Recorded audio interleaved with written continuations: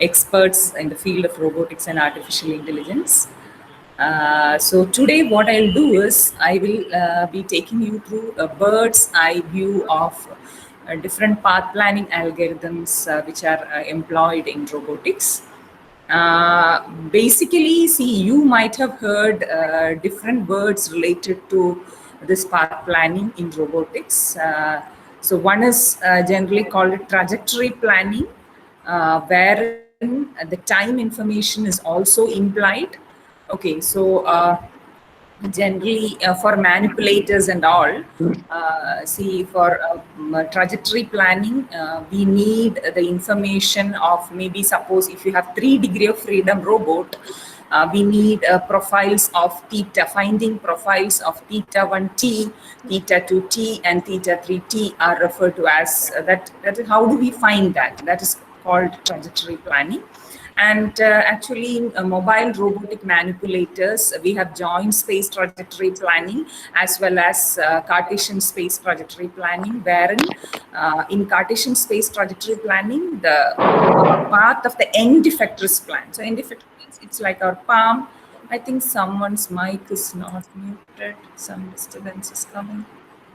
Is it from my mic? Sir, Salim sir, I think it's from...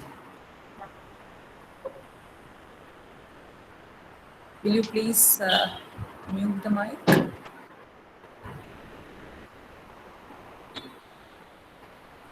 Okay, so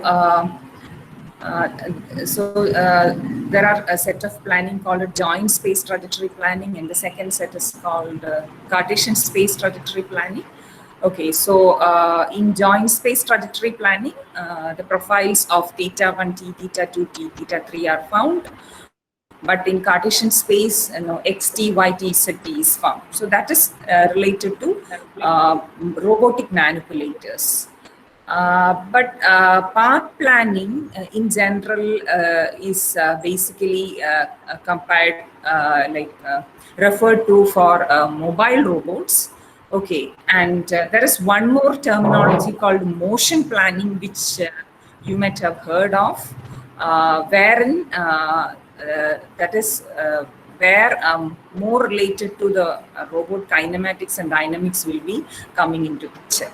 So basically in path planning, so even though you have studied in so many sessions how to derive the kinematic model, the dynamic model of different robots, whether it is robotic manipulators or mobile robots, you know that, right?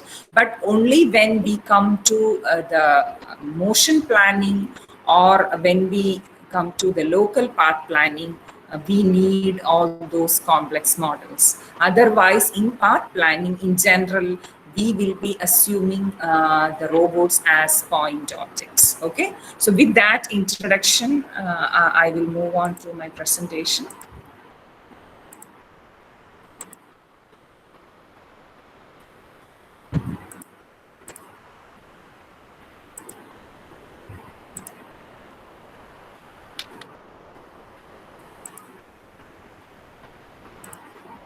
Can you see my presentation?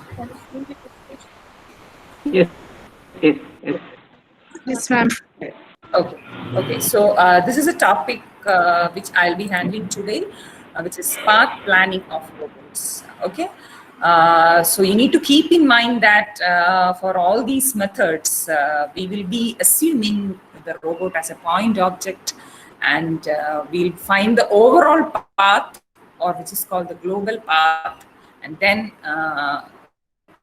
that will be given to the local path planning algorithm in order to move from one particular point to another. Okay, so see, moving from one place to another is a trivial task for humans, right? So have we ever thought that, okay, moving from one point to another is difficult? No, so easily by default, even babies are doing that, right? But see, one decides how to move in a split of a second. But for a robot, such an elementary and basic task is a major challenge. And in autonomous robotics, path planning is a central problem, okay? Because autonomous means it has to take its decision on its own. The typical problem, path planning problem, is to find a path for a robot, whether it's a vacuum cleaning robot or a robotic arm or a magically flying object, or if you think of an aerial robot, from a starting position to goal position. So we need to find a path from starting position to goal position. Okay, so this problem was addressed in multiple ways in literature depending on the environment model. Okay, so sometimes the environment will be static. So that means the obstacles are static, and the goal is also static. But in realistic scenarios, no, the obstacles will be moving. Even the human beings are considered as moving obstacles. So that is basically environment model. The type of robots, maybe is it a mobile robot or a manipulator or a flying robot, and the nature of application. So depending on the application also. So there are n number of ways of finding paths. Okay. And typically, the minimization of the travel distance is the principal objective of a navigation process, as it influences the other metrics such as processing time and energy consumption. So generally, that's what we do, right? Okay, from HOD's room to our staff room, how do we try to move? How do we try to find a path? It will always be a minimal distance, right? So otherwise, practically, when we are moving, we can think in that way, okay? But when different objects are coming, okay, so for example, suppose you have to, so you are in your institute, right? Also from the main entrance, how will you reach to your department? Okay, so suppose you are walking, you are going to the department by walking from the entrance of the institute to your department.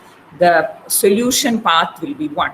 And suppose you are driving your car and moving from the entrance to department, then the path will be different, because we may take simple shortcuts where the car will not be able to go, right? So depending on the system, whether it's human being or car or a robot, the solution will be different. Okay, so otherwise the optimal path could be paths that minimize the amount of turning. Okay, so all these things can be incorporated, minimizing amount of turning, the amount of braking.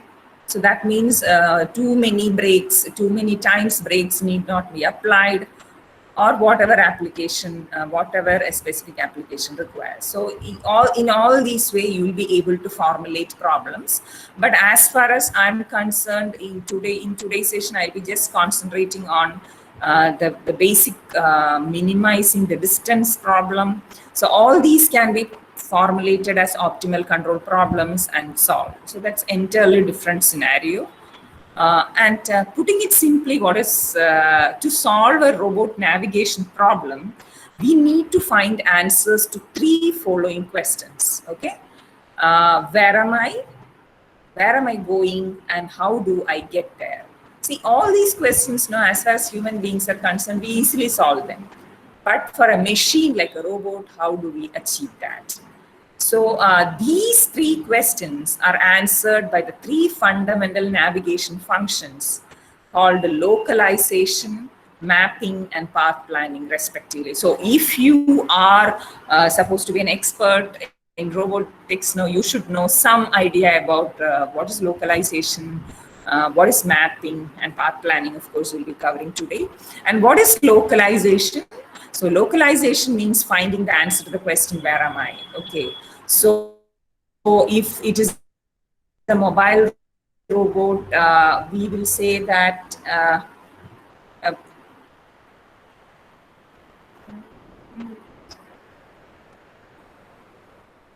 one second.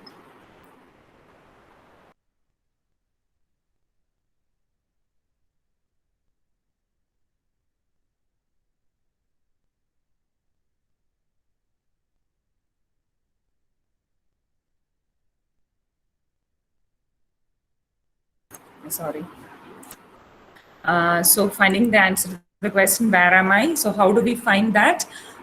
So if it is a mobile robot, it will be generally, you can say in simple configurations, you can say X, Y, and see if you start doing the problem in a very simple manner, you can just say that it's just XY alone, okay, XY. You can just say in the initial estimation part, you can say like that, but actually it should be XY theta, right?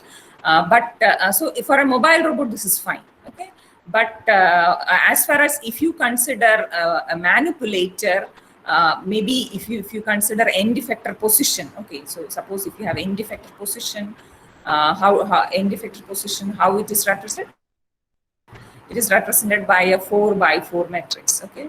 So that is one way of representing the end effector position. But if it is a robot, okay, so then these may not be the case. It will be the X, Y, Z positions. In 3D space, just imagine a quadcopter or an aerial robot. And then we should know what is the orientation, what is the pitch angle, roll, and yaw angle position. So all these, so that means in effect, it is the information of position plus orientation. How do I find the answer to that question? Okay, so that is what is referred to as localization. Okay, so numerous methods for localization, such as GPS in outdoor environments, are so that means in outdoor environment, localization is comparatively easier because we can use GPS.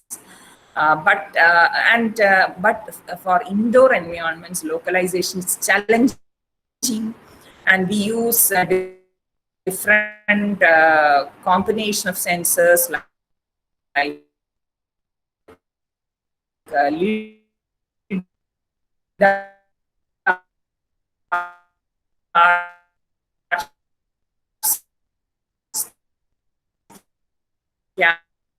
camera,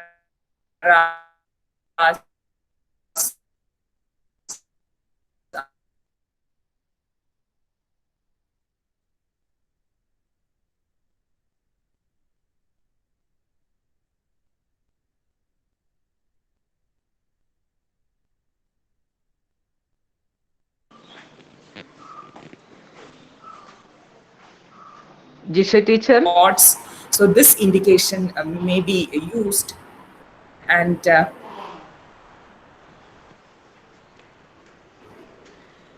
Jisha madam, audio is getting cut in between. oh, is it? Yeah. Now I'm in, okay, now. But it's not constantly stable. It is not stable. Okay.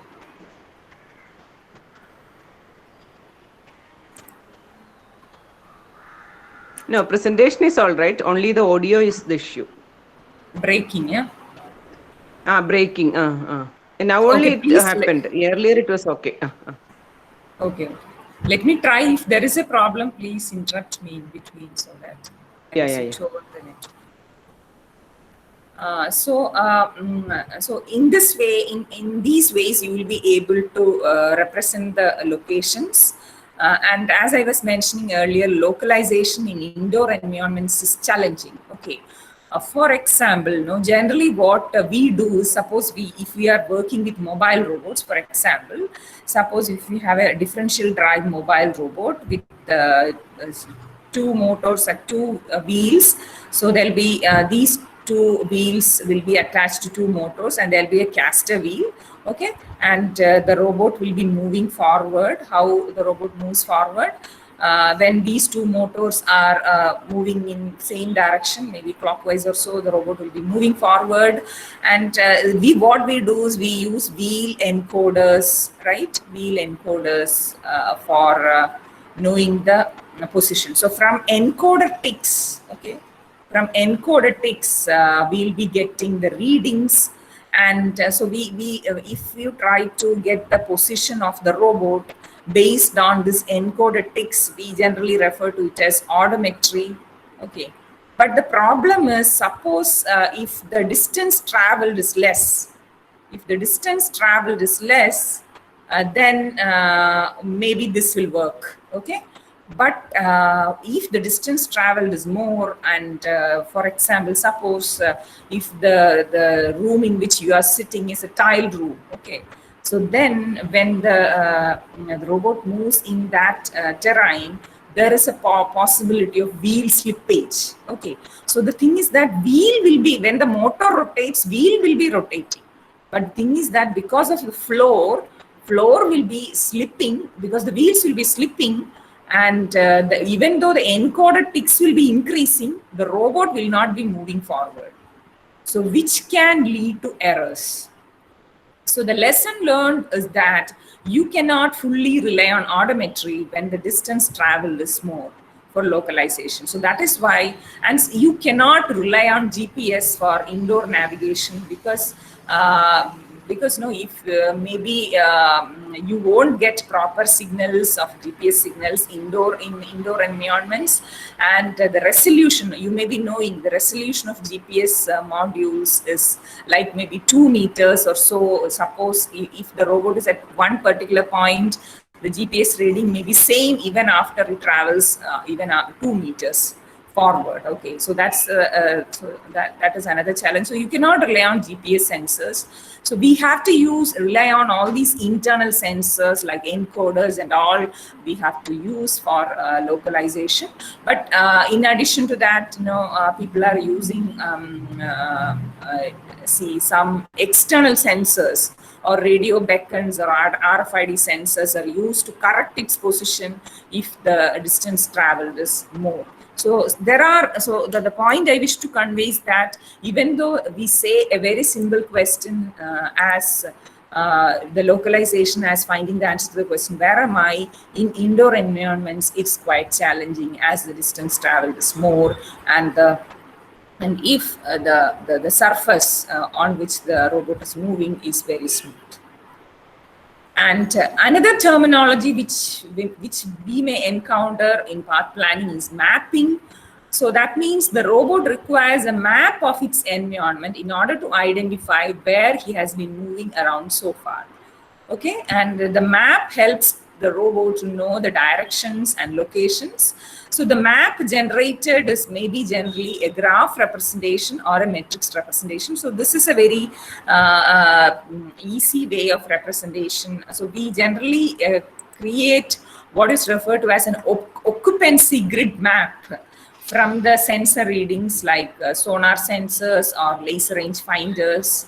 We'll be getting the distance to the obstacle, and we'll be updating the map like this. For example, in a very simple way, suppose if the memory of the robot is very less, suppose this is a staff room where you are sitting and you wish to explore this room or get the map of this environment. So what we will do is we will be dividing this into different cells like this. Okay, so we will be dividing it into cells like this. Okay, and so depending on the robot dimensions, we can fix the size of each cell in this grid. Okay, and maybe suppose there are tables, so we will be marking them as occupied. So this region, one table is there, maybe here one chair is there. Okay, so an occupancy grid map will be mapping the environment, and the corresponding cells will be having a very high value if it is occupied, high value if it is occupied, and low value if it is free. Okay, so there are different formulas for computing these occupancy, probability of occupancy in all these values. So you can just imagine that, suppose if it is divided into a 10 by 10 grid. Okay, so each cell will be, suppose if it is empty, so that means if it is free, the occupancy value will be maybe low, 0.1 or so. So if it is occupied, the occupancy value will be 0.9. So you can you just imagine a matrix with values, see all these having 0.1 and all these having 0.9, they are occupied. So this will be stored as a matrix in robotic memory, and that is how a map is generated from different mapping algorithms. Okay, so that is basically this is one of the easiest way to get the map of the environment, and also you can represent as a graph representation also. And coming to path planning, so see, all these are related. So that's why I mentioned localization, mapping, and path planning means how do I get there? Okay, how do I reach the goal or destination? To find a path for a mobile robot, the goal position must be known in advance by the robot. Okay, so there are different scenarios where the goal is already given to us, but in sometimes it may not be. But I am assuming the scenario where the goal is given in advance, and which generally requires an appropriate addressing scheme that the robot can follow. Okay. The addressing scheme serves to indicate to the robot where it will go from starting position. For example, a robot may be requested to go to a certain room in an office environment with simply giving room number as address. Okay, sometimes you may have to give absolute coordinates. Okay,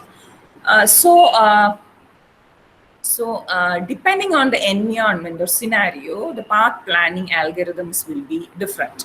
So at this point I have mentioned earlier also. So based on environment nature, the path planning problem can be static or dynamic. Static means the environment is unvarying, the source and destination positions are fixed, and obstacles do not vary positions or locations over time. But dynamic means that's the natural environment. Suppose if we are roaming around in our departments, see, it's a dynamic environment, right? But what we can do is we can have just a map of the environment initially, and the people moving can be assumed as pop-up obstacles, and there are algorithms which supports path planning in those scenarios as well. So the problem will be challenging when both obstacles and target are moving, and the path planning problem becomes even more critical as it must effectively react in real time to both goal and obstacle movement. So that will be more challenging. Now, is it okay, or the audio is breaking?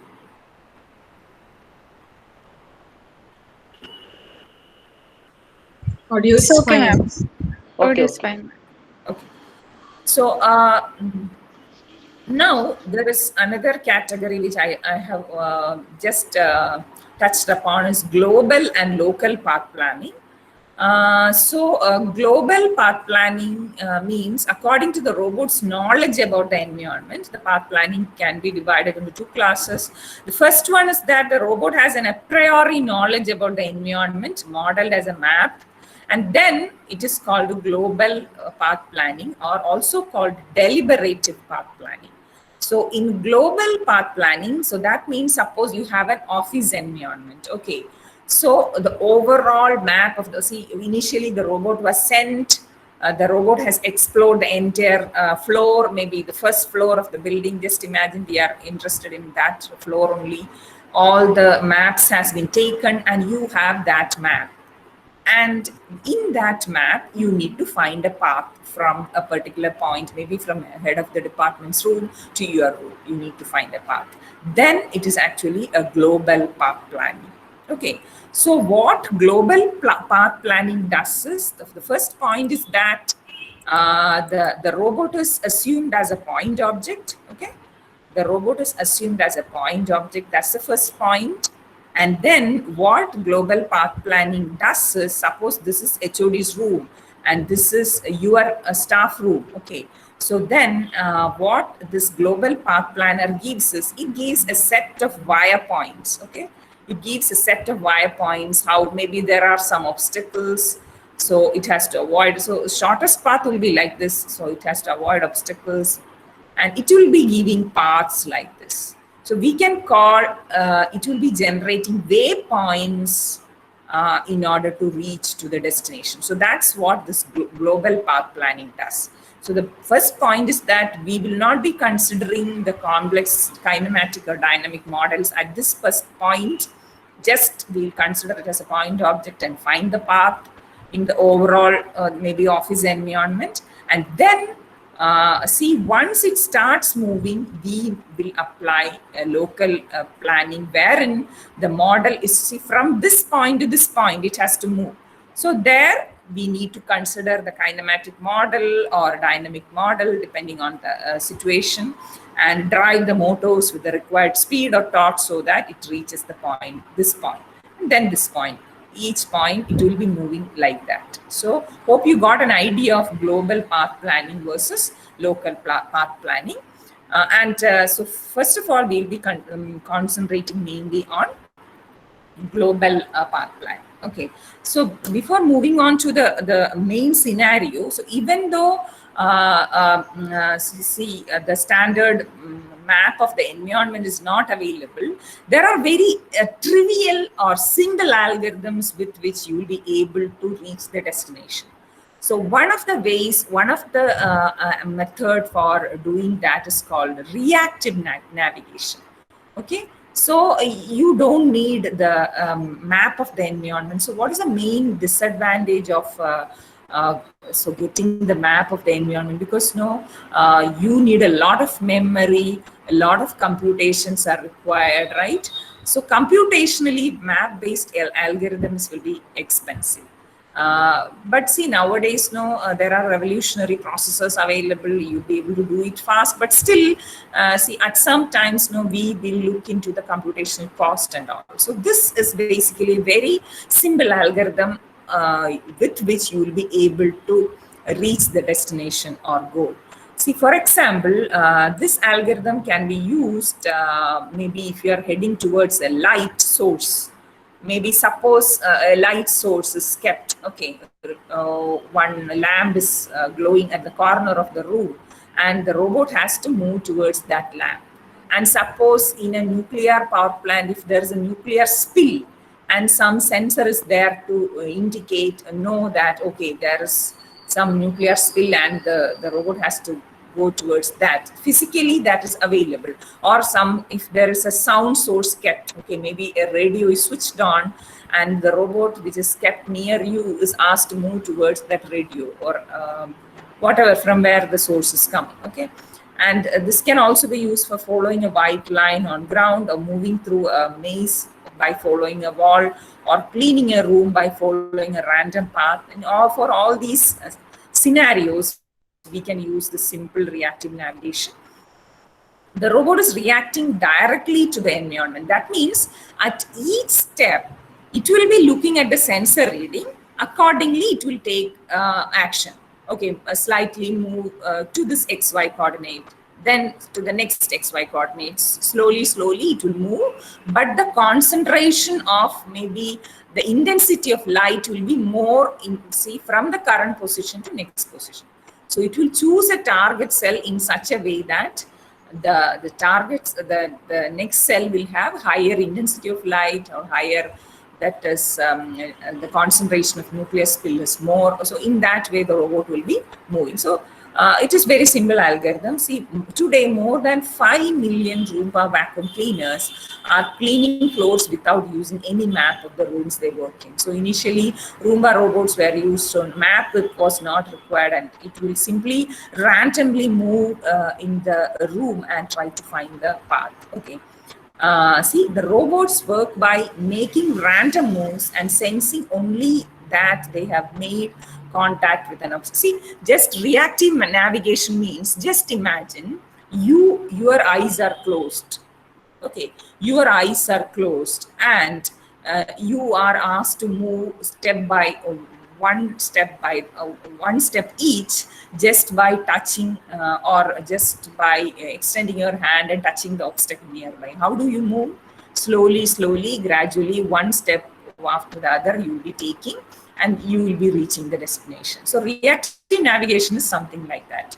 Because in reactive navigation, see, if your eyes are closed, what is the sensory information you are getting? It is the touch, we call as tactile sensors. So hand will be touching some object. See, you will be extending your arm like this.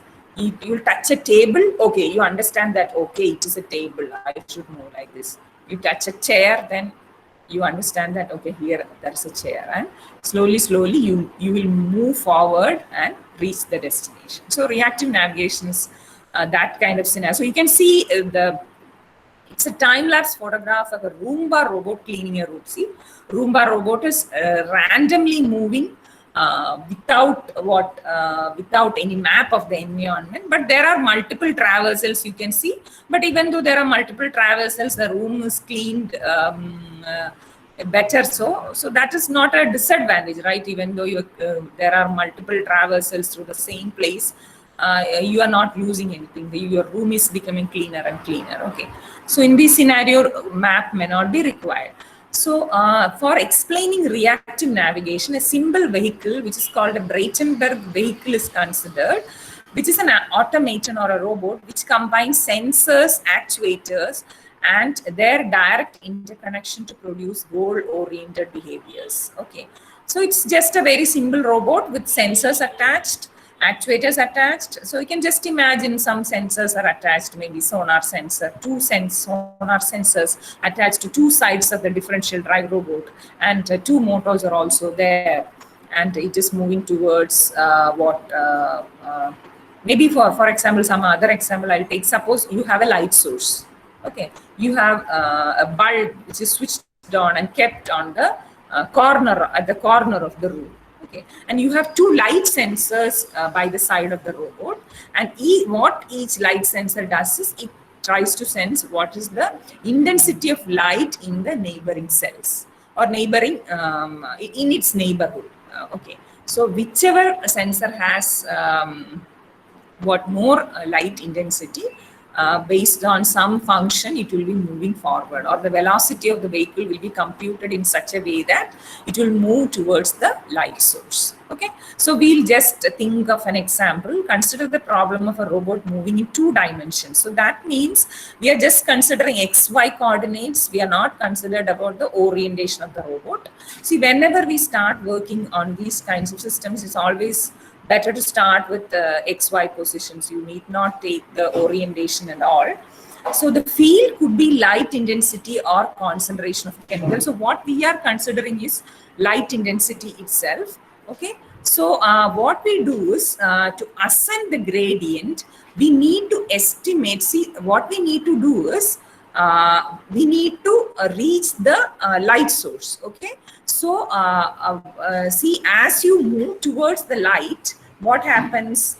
The light intensity will be increased. Okay, so in that direction, the robot has to move. So in this example, we have to use two sensors by its sides. Just imagine 2 sensors are used by its sides, and we call it as bilateral sensing, with one on each side of robot's body. Okay, so for example, just imagine this block diagram. So for simplicity, I have inserted a very simple block diagram like this. So suppose you have a robot like this. Okay, this is referred to as a bicycle robot configuration. For example, see, this is referred to as a bicycle robot configuration because one second.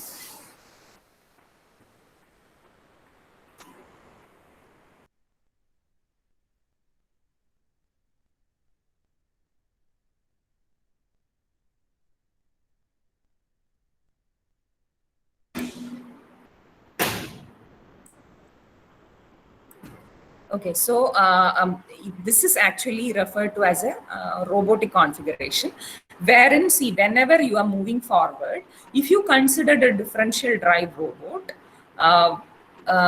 generally the inputs will be linear velocity of the vehicle and angular velocity of the vehicle. So this is another robot which is called an Ackermann's steering robot. Okay, wherein this is actually referred to as a bicycle robot model, wherein the linear velocity of the vehicle and the heading angle. So can you just imagine your car with steering turned in? You just rotate the steering angle. So this may be the steering angle of the car or the vehicle. So this is the steering angle, and this is the linear velocity with which the vehicle should move forward. So with the combination of V and this gamma, you will be able to move the vehicle to desired locations from A to B. So that's possible. So this is a model, very simple model of a robotic mobile robot. See the output is x, y, and theta. So as I was mentioning, generally we need to take x, y, and theta. But in this example for reactive navigation, we are considering only x and y. Okay. So see, x and y are taken out, and see, this is how it works. So there is a sensor at the right side and there is a sensor at the left side. So just imagine they are light sensors. Okay, they are light sensors, and what this sensor does is it tries to compute a function. Okay, so what this sensor finds is, for example, suppose this is the start point, and this is where the light source is kept. Okay. And just imagine that the light source coordinates are xc and yc. Just imagine light source coordinates are xc and yc, and a function is computed in such a way that it will have a value between 0 and 1 when the robot is moving forward. So you need a value between 0 and 1. You need to for this sensor data, and you need to reach the destination xc, yc, and in this example xc is taken as 60 and yc is taken as 90. See, there are n number of ways in which reactive navigation can be achieved. So I am explaining one of the very simple methods. Okay, so if you use this function, what is the maximum value? Suppose when x means current x coordinate of the robot, y means current y coordinate of the robot. Okay, suppose if this robot is reaches the lights, that is, it has to reach from here to here, right? It is at this point. Just imagine if it is at this point, it has reached, that is, current position of the robot is xc. Current y positions yc. So what is xc minus xc? It is 0. What is y minus yc? It is 0. So that means it will be when the robot reaches the destination, the sensor reading will be 1. Okay. But if it is very far, okay, if it is very far, what you will get? So it is 200 by 200 plus a very high value. So then it will be nearer to 0. So you can always make sure that this function will give values between 0 and 1.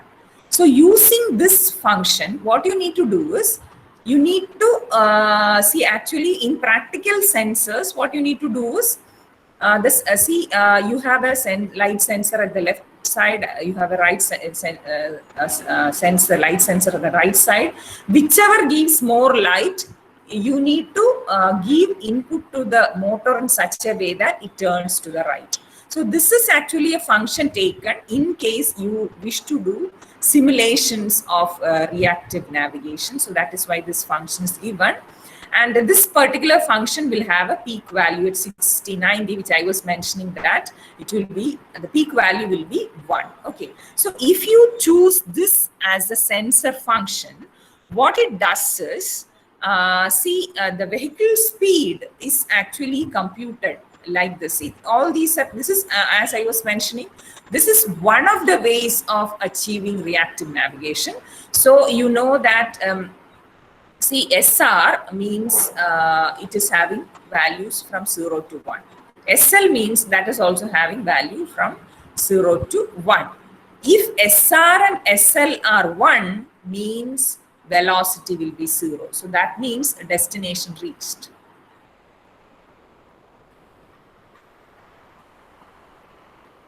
Okay.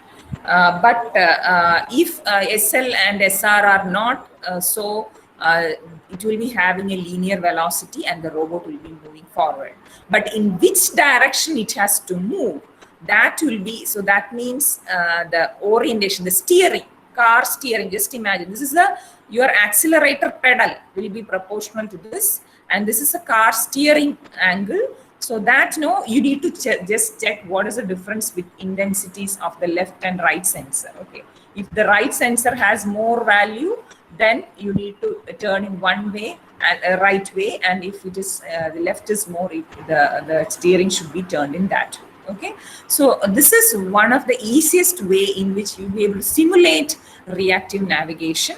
So if you wish, no, you can just simulate the same in one of the very easy softwares, simulation software called MATLAB.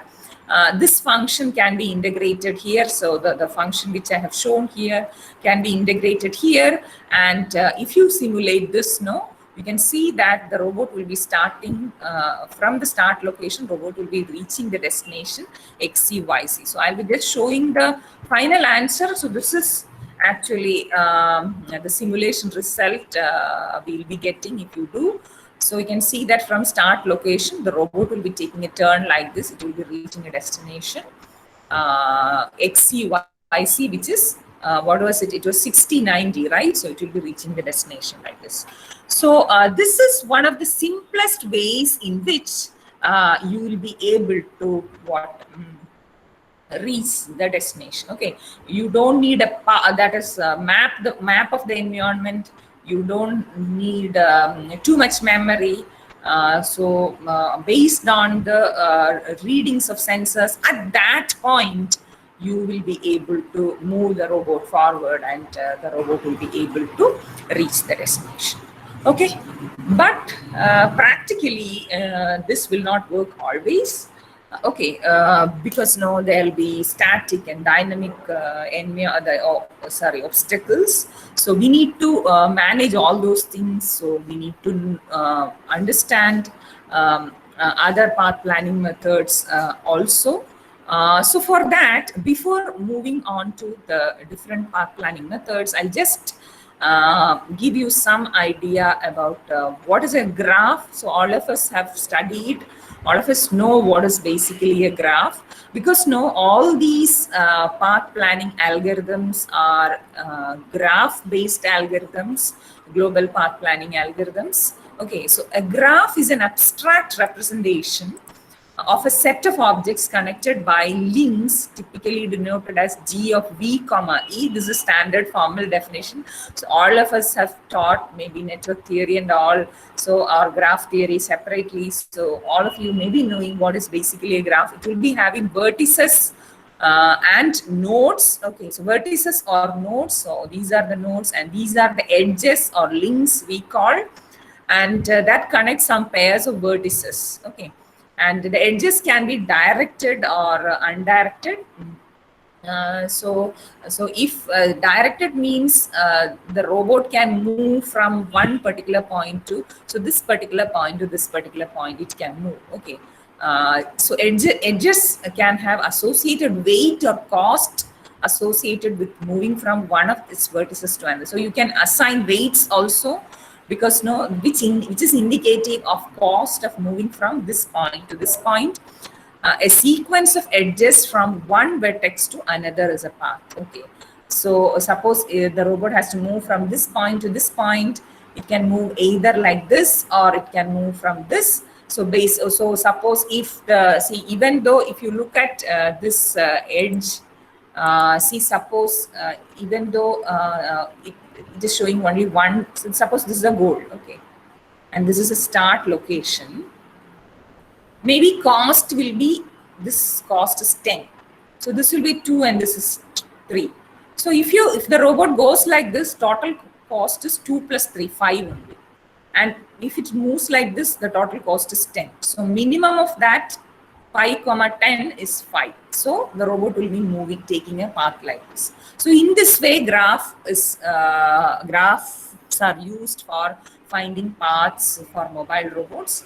So minimum cost path between two nodes in a graph can be computed by well-known algorithms such as Dijkstra or A-star algorithm, which I'll be explaining later.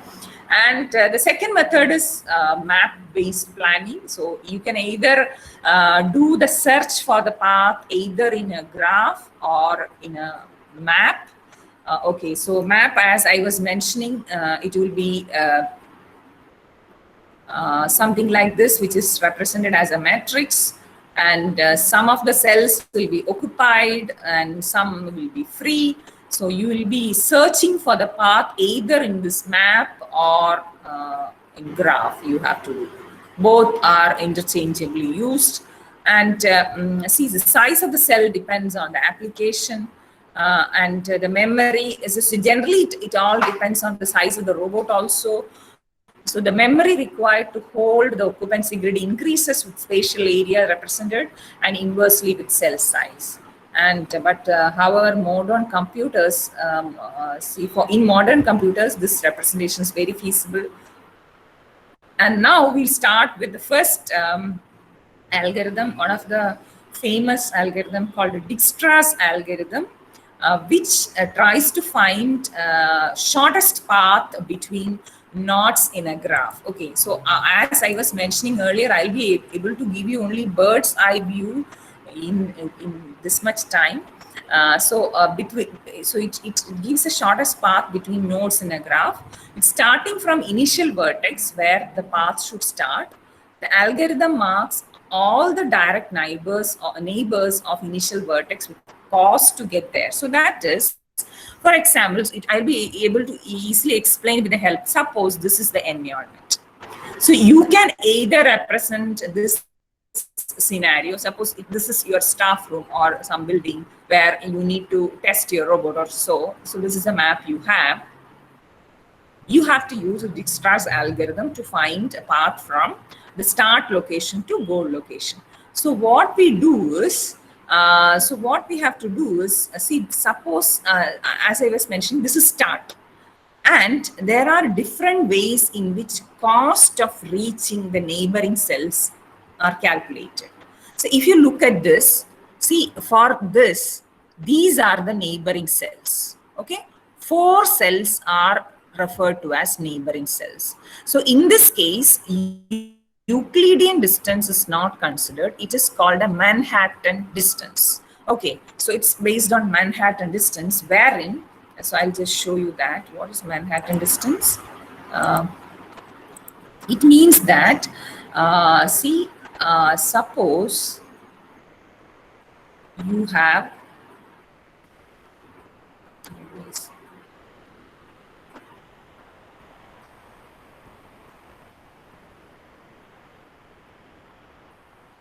suppose you are at this point, the robot is at this point, okay?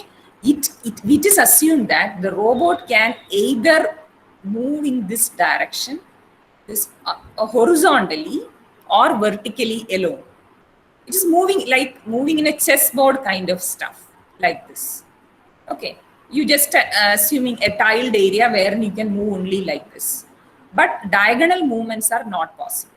But there are algorithms which use diagonal movements also. But see, the same Dijkstra's algorithm can be used using Euclidean distance also. So this is actually Manhattan distance, because cost of reaching this is considered as 1.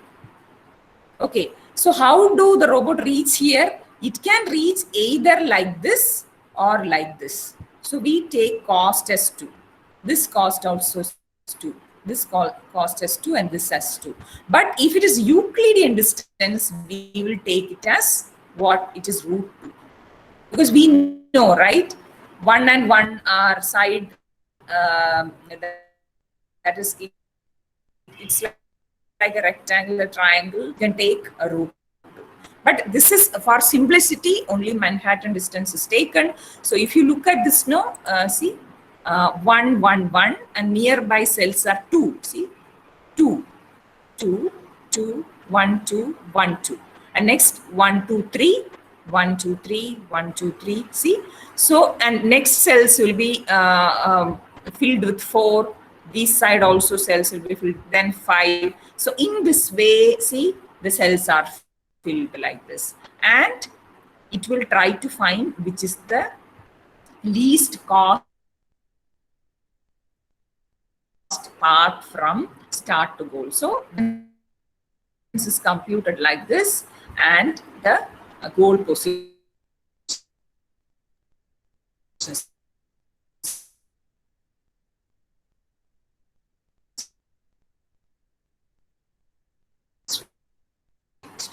So in this case, you are standing in a tiled room. Okay, you again cost is +1. plus 1, plus 1, plus 1 like this. Okay, you move on like this. So in this algorithm, what is computed is from one particular point, what is the cost of reaching my neighborhood? What is the cost of reaching my neighborhood? Only that is calculated. I am not having the indication of the goals, where the goal is. Okay, so that indication is not considered in Dijkstra's algorithm. See, this is basically a graph-based approach wherein, see, Dijkstra's algorithm is calculated. So you can see the first node. So it will be executed once again, then I'll explain because it's a GIF.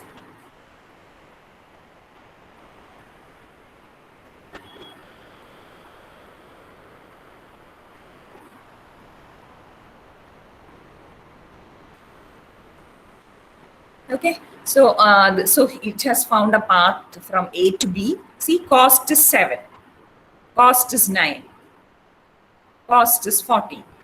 Okay, now, so is it better to come like this? It is better to come directly 10 or 9 plus 7. Okay, so it will try to find this path only, because no, if it has to move like, see, this is 9 and this is directly 9. So if each situation, it will try to see what is the next possible location and which is the least cost path of reaching there, and it will try to reach the destination. That's how it proceeds. And this is actually another scenario wherein see, it is expanding like this. It is finding the least cost cells at each point and expanding.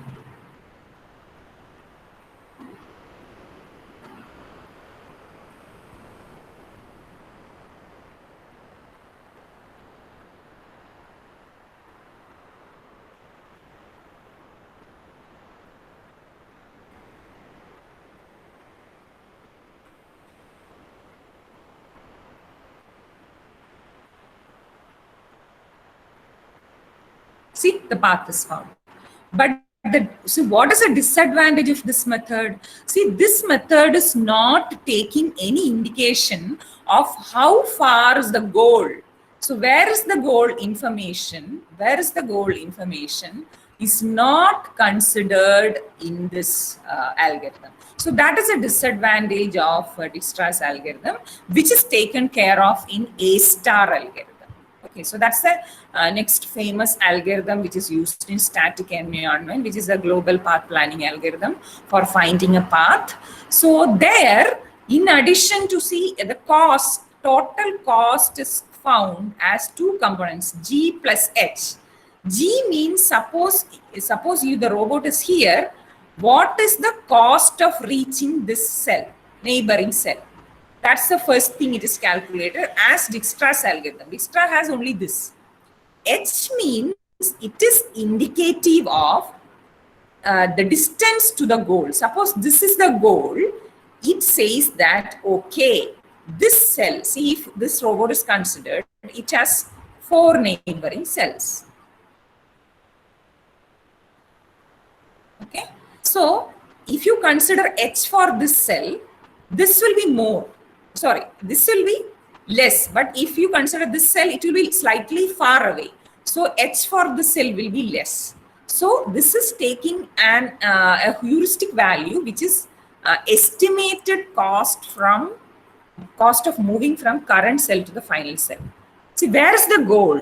That is also kept in mind for computing the cost in this case. So that is the main attraction of A-star algorithm. So if you look at this algorithm, see, this is actually not evaluated based on Manhattan distance. It is based on the Euclidean distance. So the algorithms, grid-based algorithms can be evaluated using grid-based, Manhattan distance or Euclidean distance. So if you look at this, it is Euclidean. So see, first consider this H. H means it is the estimate of distance to goal. See, h is 1 here, h is 1 here. And here, see, in this case, sorry, this is not Manhattan. So it is just estimate. So from goal, the distance is considered as Manhattan itself. See, this is h is 2. See, h is 3. That is distance of this cell from goal. That is 2. So if you look at this, h is 3. For this, h is 2. See, 1, 2, 3. 1, 2, 3. 1, 2, 3. See, then 1, 2, 3, 4. Then here it is 5. This is 5. And here it is 6. And here it is 6. Okay, that is h value. Now, what is the cost from here? G. G1. G 1.4. So this is Euclidean distance. So G Euclidean, and that is how it is considered Euclidean, and the H is considered as Manhattan. So you can see G, this is 1.4, this is 1. So if you look at this 1.4 plus 1, 2.4, but for this, what minimum is taken, it's not 2.4 plus 1. From here, 1.4 to plus 1.4, that is why 2.8. Okay, so here again 1.4 to 2.8. You can see 2.8 plus 1 is 3.8. Okay, and so in that, so 2.8 plus 1.4 is 4.2. So in this way, G is evaluated. So for each cell, G, what is G? What is G? What is H? Find F is equal to G plus H, which is having the least value of this, choose that. So that is what is chosen here. You can see the least F is chosen. Among all these, least F is chosen at each and every step, and it is the path is found. See, in all these cells, the least F is chosen. So this is a star algorithm calculation. So you can just go through that. Another scenario where the H is computed. But here, no, H is computed using Euclidean. Is in both ways you can calculate. So this is actually the path computation using a star algorithm. So in this case, you can see that the path is found easier. In Dijkstra's algorithm, what is done? The entire scenario, no, for all cells, the distance is calculated. But here, that is not required because you are using the estimate of distance from goal also. Any quick doubts anyone is having? Because it's I'm monotonously explaining. Any doubts anyone?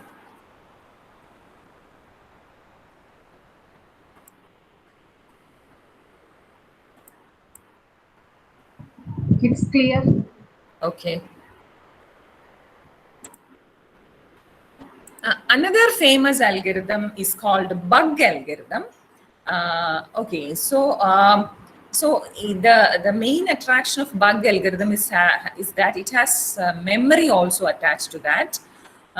So what it does is here also it is that is evaluated in a that is grid-like environment. Suppose the robot has to move from see, this is a start point. Okay, this is a start point, and this is the goal point. Just imagine. Okay, so what this bug algorithm does is always it tries to move towards the goal. That's what it does. So at this point, it has an idea that this is the goal point. So it is moving towards the goal. So if you look clearly, some green dots you could see. The path followed by green dots is the path by the bug algorithm. Okay, what it does is it moves towards the goal and suddenly it encounters an obstacle or a wall. And then what this bug algorithm does is it follows the wall. See, it follows the wall like this. It will be following the wall like this, and until what the distance to the goal, see, until it realizes that the goal is nearby, and then again it moves towards the goal. So the peculiarity of a bug algorithm is that it is a combination of moving to goal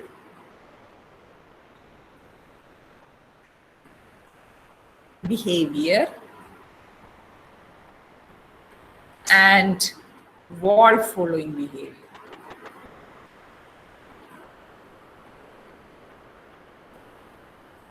Okay, so this is actually for bug algorithm. There are variety of versions.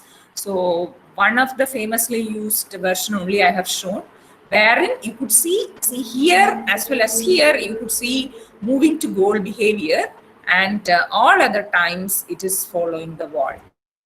Okay, so this is one way of reaching the destination in obstacle-ridden environment. Okay. And another famous grid-based global path planning algorithm is called D-star algorithm, which is called dynamic A-star algorithm. So that itself means that, see, when I was explaining about A-star, I told that A-star is applicable only in static environments. So what will happen when dynamic obstacles are encountered?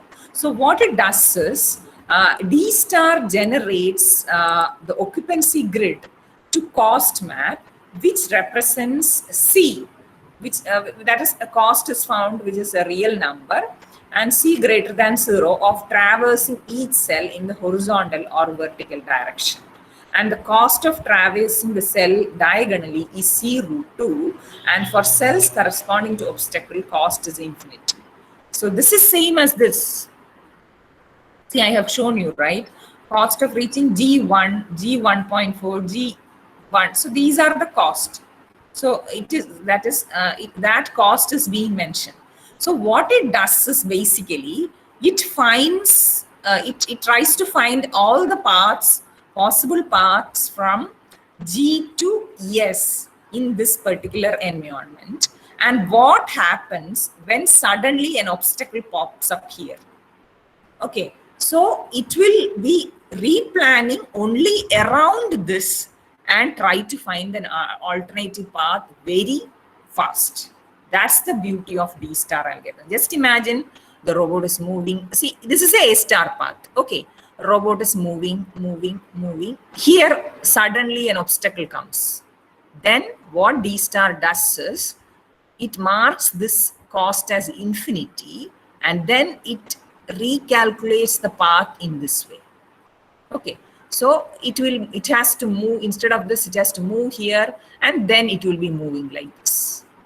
Okay, so that is called incremental replanning.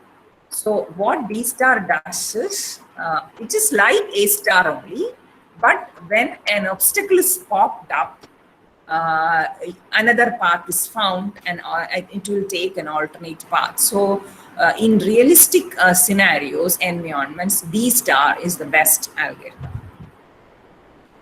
See, the cost assigned to the cells will depend on the characteristics of the vehicle. See, don't just think that it is possible only for robots which are moving in indoor environments. See, like this also you can get the map. A large four-wheel drive vehicle may have finite cost to cross a rough area, whereas a small car then for a small car, the cost must be infinite. So that means the cost of moving from one cell to another can be indicative of the roughness of area, or the difficulty with which you need to cross or move to maybe there will be an inclined surface from the cell at which the robot is standing and the next cell.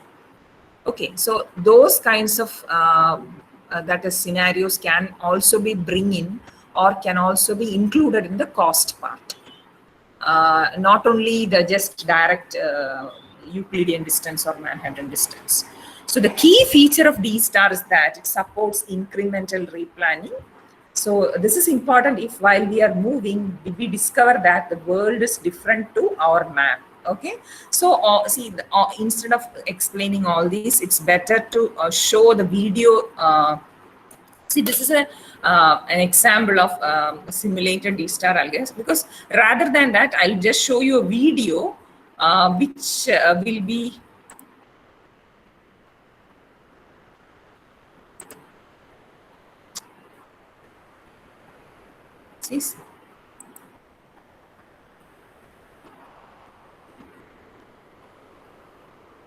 goal point generated, map generated, obstacle written, A star path is found, robot is moving,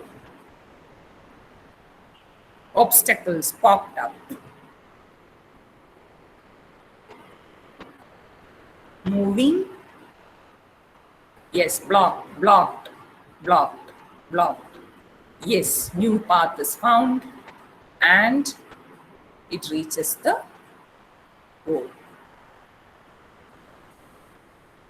Yes, see? So this is called incremental replanning, or so that is the feature of D-star algorithm. So hope the idea is clear. So it is actually trying to find the path as an A star only, but it tries to find, recalculate the path when suddenly obstacle pops up and tries to find the next nearby path very easily. So it's easy to replan because already the cost and the cost map is available, the paths are available. So easily it finds an alternate path and tries to find. So I'll just simulate it once again. Goal, map, obstacle ridden map, path is found A star, obstacle pops up,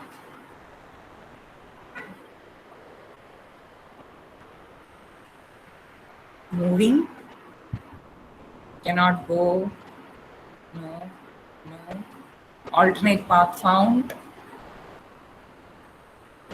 it's moving, one more obstacle, yes, it finds alternate path and reaches the goal. Okay, so that's called the D-star algorithm, which uses incremental planning. So next algorithm which I am going to explain is called the Voronoi roadmap method. See, all these are required depending on the scenario. So if you have a feel of, okay, in particular context we can use this. So then only depending on the application in which you are working, you will be able to use the correct method. Okay. So in planning terminology, the creation of plan is referred to as actually planning phase. Okay. So we have planning phase, and the query phase uses the result of planning phase to find path from A to B. But in the previous planning algorithms, it requires significant computation of the planning phase, but query phase is very cheap. So planning, cost, all the costs have to be calculated, then only the path is to be found. So initial part is little bit costly computationally. So however, plan depends on the goal. But what will happen if the goal changes? Where to go, if the goal is changing, then the expensive planning phase must be re-executed. So even though D-star allows the path to be recomputed as cost map changes, it does not support changing goal. So can I have a method which supports that too? So the answer is Voronoi roadmap method. So a good analogy is making a journey by train. So that's the easiest way with which I'll be able to explain this algorithm. See, for suppose if you are traveling by train, we first find a local path to the nearest train station, travel to the standard train network, gets off to the station nearer to our goal, and then take a local path to go. So the train network is invariant, and planning a path through the train network is straightforward, right? So even though my that destination is changing, I will be traveling through the train network, the standard train network only. Okay. or even though I am starting from some other station, then also the train network is same. So can I have a train network kind of path in maybe the environment which I am trying to find path? Okay, so the answer is a Voronoi roadmap method. Okay, so what it does is the free space is indicated by white cells, and the obstacle ridden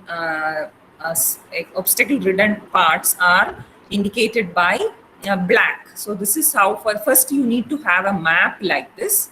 Okay, so once you have the map, what you need to do is, for Voronoi partitioning, what you need to do is you need to find the point, or we call the distance transform from a particular point to the obstacle. So for example, okay, I need to find a point. See, suppose if I consider this area, suppose I am considering this much area in the map. I need to find set of points which is equidistant from obstacle. So if I have equidistant from obstacle, so can I identify points which are equidistant from obstacle? Yes. See, if I consider this point, it is equidistant from obstacle, right?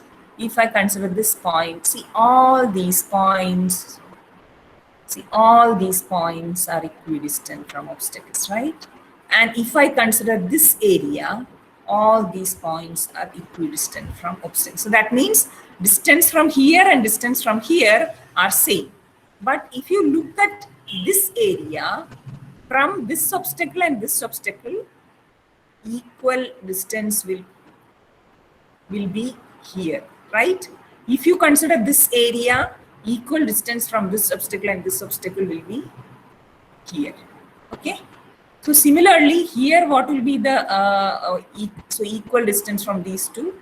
It will be like this, right? So from here it will be like this. Okay. So from here it will be like this.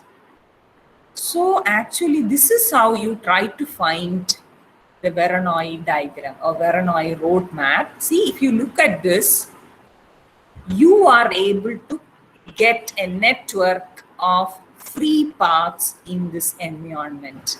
If you just try to find the equidistant, the points which are equidistant from the nearby obstacles. See, if you consider this point, only these two obstacles are to be considered, right? If you consider these sets of points, these two set of obstacles are considered. Okay, so in MATLAB, you'll be able to easily find using distance transform what is having equal distance from these two obstacles and compute all these things. Okay, so you got a network which shows the free path between any points, any 2 points. So you got a free path network between any 2 points. Okay, so that's the beauty of a Voronoi roadmap. It's like a standard train network. So you have this. Okay, so you need to follow this path, but maybe from where you are starting, based on that, maybe suppose if you're starting from here, okay, if you're starting from here, you need to catch up. This is a local train. So suppose if you're starting from here, this is a local train. Suppose if you're reaching the destination here, this is also, it's kind of local train. Suppose if your destination is here, so it will be like this. So even though you are changing the goal, this network helps in finding the path. Okay, so that's all about Voronoi roadmap. And this next one is a very famous algorithm called potential field approach, which was used in earlier days for finding a path, a global path. But later it is found that it is having so many disadvantages, like trapping in local minima and all. And there are modified versions of potential field approach, which overcomes all those disadvantages of trapping in local minima and all. Okay, so but I will explain what is basically it is trying to do. So the basic idea of potential field approach is that it is at each and every point, two types of fields are computed. One is repulsive field and attractive field. So it's assumed that the goal location is attracting, producing an attractive force to the robot, and the obstacles are repelling. Okay, so based on the distance to obstacle and based on distance to goal, the attractive and repulsive forces are calculated. See, this attractive force is calculated as half into K, which is some attractive force constant, and another function which is proportional to the distance between current position and goal. So suppose if goal position is nearby, so the attractive force will be more. So that is how this function is evaluated. Okay. So then repulsive force, see, repulsive force is actually inversely proportional to the distance between the current position and the obstacle. Okay. So what it basically does is, if see the goal is nearby, it will be attracted towards that, and if obstacle is there, it will be repelled by that.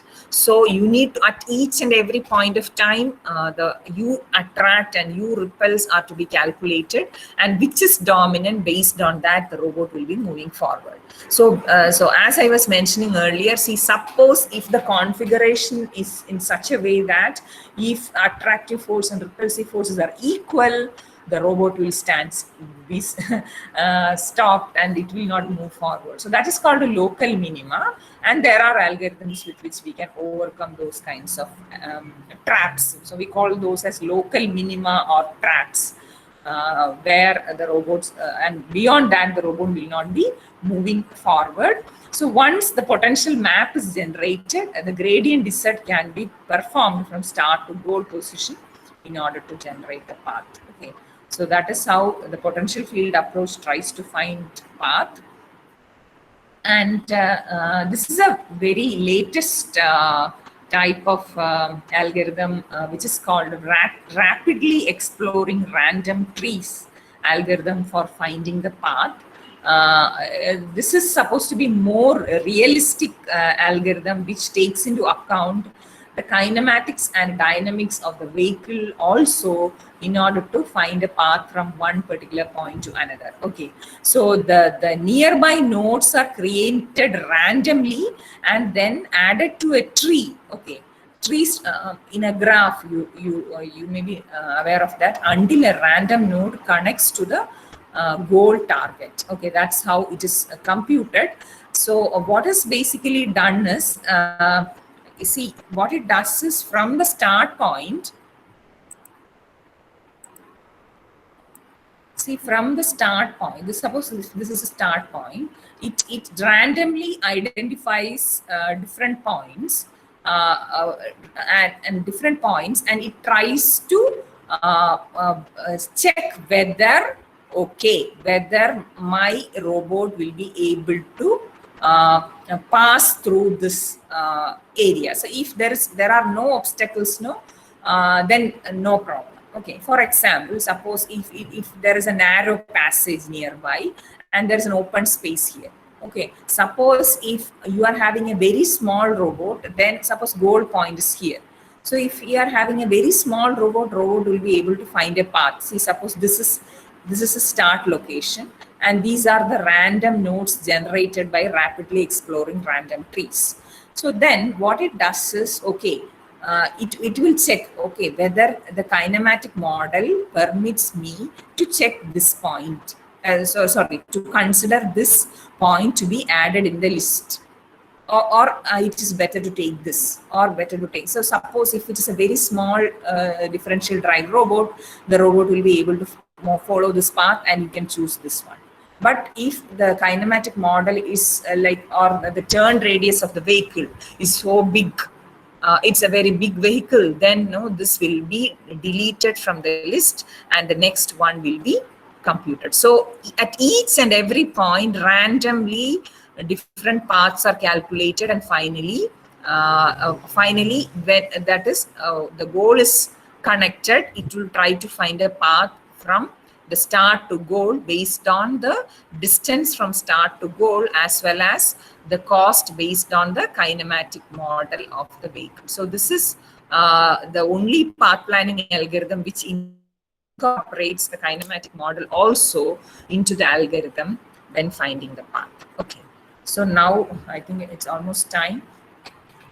So now see, once this global path planning is done, what we have to do is we need to move towards what each and every point. So what global path planning gives is, see, as I was mentioning, suppose this is a start point and this is the end point. What the global path planning algorithm gives is a set of wire points like this. Okay, a set of wire points like this, and then you need to have some algorithms with which you can find what the left wheel velocity and the right wheel velocity of the robot, if it's a very simple differential drive robot, so that the robot will be able to reach each and every point and reach the final destination. So always we need to keep in mind that the path should be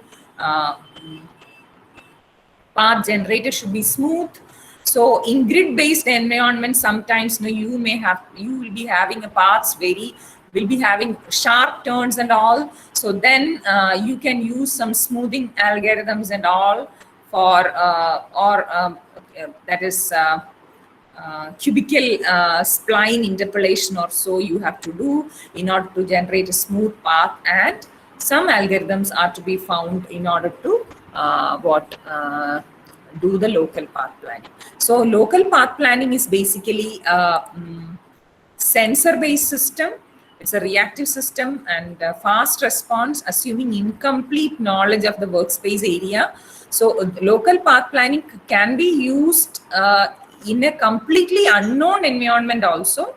Then it's a different scenario. So that in that case, it is there is the knowledge of the environment is not available. But otherwise, see, you have some start point and you have to move here. You need to just find the left wheel or right wheel velocities or the linear velocity or steering angle of the vehicle, so that all these points can be achieved. Okay, but global path planning means it's a map-based deliberative system, relatively slower response because a lot of computations are required to find the path. And it assumes complete knowledge of the working area and a workspace area and obtain a feasible path leading to the goal. Okay, I'm just mentioning, so just a scenario where global and local path planning has been done. See, this is an environment where the global, see, first of all, map is taken, a global path, see, the map is taken and the path has been found by using A-star algorithm, which is shown in green line. And see, this is actually explaining another example of a dynamic obstacle avoidance called a dynamic window approach, which is used for dynamic obstacle avoidance. See, especially when there are obstacles which are moving very fast, you need to consider all the dynamics of the vehicle, and you need to find what should be the velocities in X and Y directions or linear and angular velocities of the vehicle, so that the vehicle can move forward avoiding the obstacle. So maybe you can have a look at these things later. I'm just giving you an idea. Dynamic. So this is another scenario wherein a path is planned from A to E, and the green line denotes the global path and the red line denotes the local path. Okay, so based on the sensor readings at each and every second, the local path is to be planned. See, this is a practical scenario which one of my students has done. See, the robot has to move to the destination. From the map is taken, and the global path is found, and then at each and every step it will be using the local path planning algorithm in order to reach to the destination. So if there are no obstacles popped up, then it's easier to reach the destination. So this is one of the very simple ways in which local path planning can be done, which is called pure pursuit algorithm. So as when you have to implement local path planning algorithms, definitely you have to take the model, the kinematic or dynamic model, as and when required.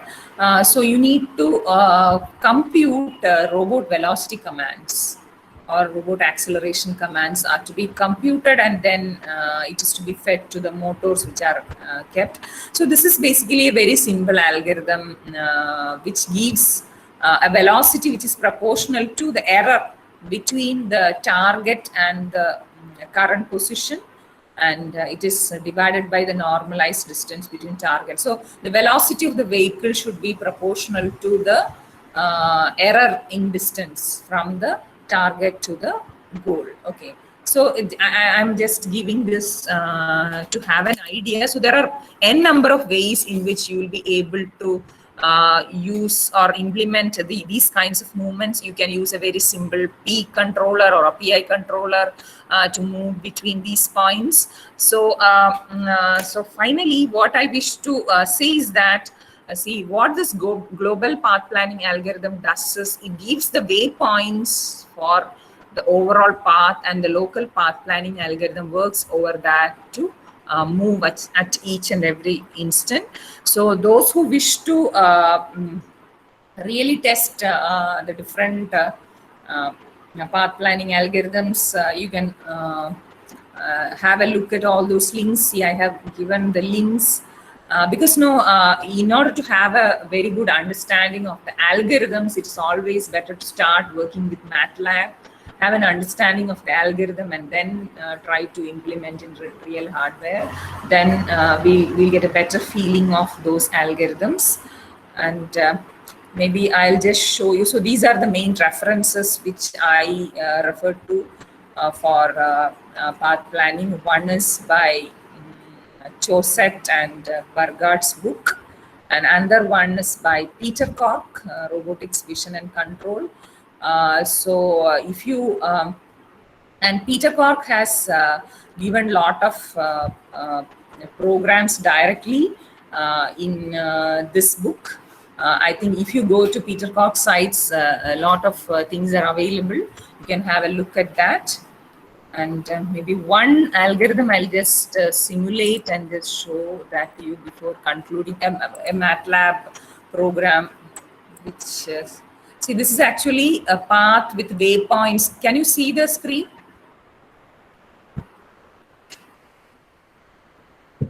Yes, yes. So I'll just run this and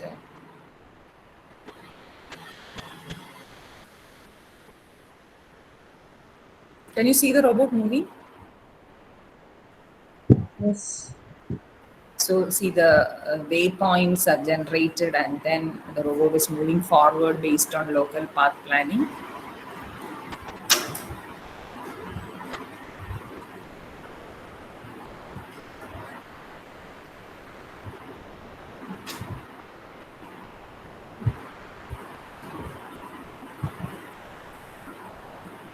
Yes. So this is an easiest platform where you can start practicing about different algorithms. You can have a look at all these links. See, all the links are given. You can just click there and check if you wish to know more about all these things, because in this much time we can't get into the details of the same. And thank you all for the patient listening. And if you are having any queries, I will try to answer. Thank you.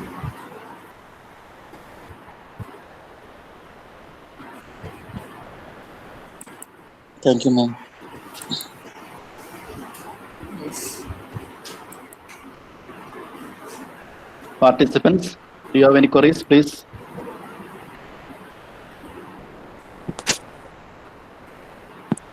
Thank you. Okay. Okay. Thanks. Again, it was a very useful and very effective And very nice session from Dr. Disha. Now I request Hima for the concluding remarks. Thank you, sir. Thank you, Jishna ma'am, for your very good session on robot path planning.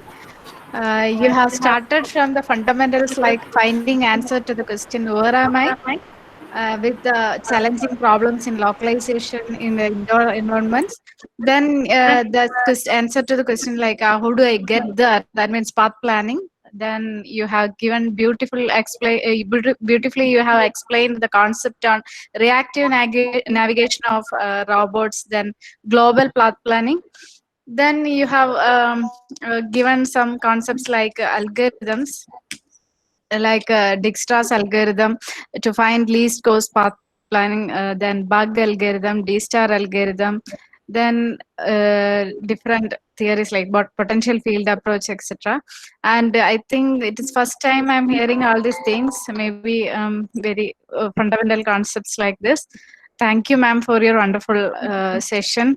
On behalf of all the participants present here, let me thank you on behalf of everyone. Thank you, Jisha ma'am, for your awesome session. Thank you, ma'am. Thank you, Abdul Salim sir, for this. Thank you so much for the nice words. Thank you. Thank you all for patiently listening. Okay, thank you everyone.